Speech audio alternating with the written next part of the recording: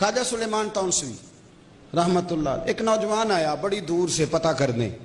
لوگ آتے ہیں نا اپنا اپنا زاویہ بنا کے آتے ہیں، جس درویش کو بھی ملنے جاتے ہیں زاویہ اپنا ہوتا ہے. ہمارا پیر جو ہوتا ہے وہ ہماری مرضی کے مطابق ہونا چاہیے.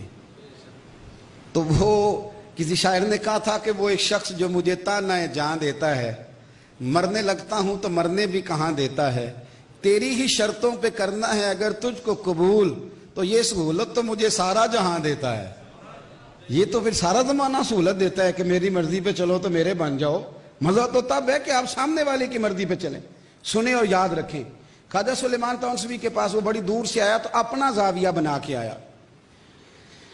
خواجہ صاحب سے ملاقات ہوئی تو کہنے لگا کوئی پیر شیر تو اتنا تگڑا نہیں، پر چلو آیا ہوں تو کچھ لے لوں. کہنے لگا حضور کوئی نصیحت ہی کر دیں. تو خواجہ صاحب فرمانے لگے کہ رب کو نا، اللہ کو، اللہ کی معرفت کو اگر اپنے سے بلند نہ سمجھنا تو اپنے برابر ضرور سمجھ لینا. وہ کہنے لگا یہ تو پیر کفر بول رہا ہے کہ اللہ کو اپنے سے بلند نہ سمجھو، اللہ کی معرفت کو تو اپنے برابر ضرور سمجھ لینا. کبھی رب کی معرفت بھی کسی کے برابر ہو سکتی ہے، تو بلند ہی بلند ہے. یہ کیسا پیر ہے؟ اندر ہی اندر مرید بیٹھے تھے حضرت کے، کہوں کیا، ڈر آتا تھا. اللہ اکبر. اس نے پھر کہا حضور کیا کہا ہے؟ فرمانے لگے بیٹے سمجھو، اللہ کی رضا کو اگر اپنے سے اونچا نہ سمجھ سکو تو اپنے برابر سمجھ لینا. وہ کہنے لگا یار یہ تو بندہ کدھر جا رہا ہے، اللہ کی رضا برابر کیسے ہو سکتی ہے، اللہ تو براء البراء ہے. چلو رات رہنا تھا، رات اس نے قیام کیا، پر کہنے لگا فارغ ہے پیر. بات ہی بڑی عجیب کر دی. سویرے حضرت صاحب نے نا اس کو ناشتہ بھیجا، تو ناشتے میں نا ایک رات کی روٹی بھی تھی اور رات کا سالن بھی تھا، اور صبح تازے پراٹھے بھی تھے، گھی مکھن بھی تھا، اور سمجھ لیں کہ کوئی مرغن غذا بھی ساتھ تھی. اور جب اس کے سامنے دونوں کھانے آ گئے نا، اس نے ناشتہ شروع کرنے لگا تھا کہ دروازے پہ فقیر مانگنے والا آیا. دروازے پہ کہنے لگا اللہ کے نام پہ کچھ دو، اللہ کے نام پہ کچھ دو. اس نے وہ رات کی روٹی اور رات کا سالن اٹھا کے تو فقیر کو دے دیا. پراٹھے شراٹھے، گھی مکھن شہد وہ سارا کھا گیا، اور رات کا سالن دے دیا اللہ کے رستے میں. اب کھانا شانا کھا کے تو کہنے لگا جانا تو ہے تو ایک دفعہ حضرت سے نہ ملتا جاؤں.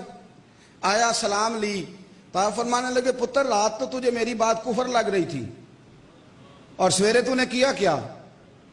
کہنے لگا حضور کیا ہوا؟ فرمانے لگے جب اللہ کی رضا کی باری آئی تو باسی روٹی، رب کی رضا کی باری آئی تو روٹی باسی، سالن باسی، اور جب تیری اپنی مرضی کی باری آئی تو پراٹھے، گھی، شہد اور مکھن. فرمایا اگر تو سمجھتا رب کی رضا اپنے سے افضل تو پھر تو باسی روٹی خود کھاتا اور گھی مکھن اور پراٹھا اللہ کی رضا کے لیے دیتا. اور اگر تو اپنے برابر ہی سمجھ لیتا نا، برابر ہی، تو پھر تو ایک پراٹھا کھا لیتا، ایک اللہ کے رستے میں دے دیتا. تو پھر گوشت اللہ کے رستے میں آدھا دیتا، آدھا کھا لیتا، پر تو نے اللہ کی رضا کو نہ اوپر سمجھا نہ برابر سمجھا. یہ اہل عرفان کی باتیں، یہ اہل معرفت کی باتیں.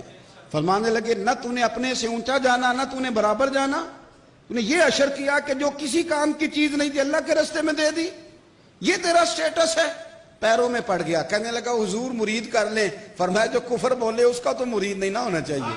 بولیا تینوں لوکی کافر کافر آکھن تو آہو آہو آہ. کہا جس کو کافر کہا جائے اس کے مرید تو نہیں نہ ہوا جاتا. یا اپنا کام کر جا کے اب کہیں اور جا کے مرید ہو. صاحب یاد رکھیں اہل معرفت جو تھے وہ باتیں سمجھاتے تھے. وہ کہتے تھے اللہ کی رضا کے لیے جو کام کرنا ہے اس میں خالص پھر رضا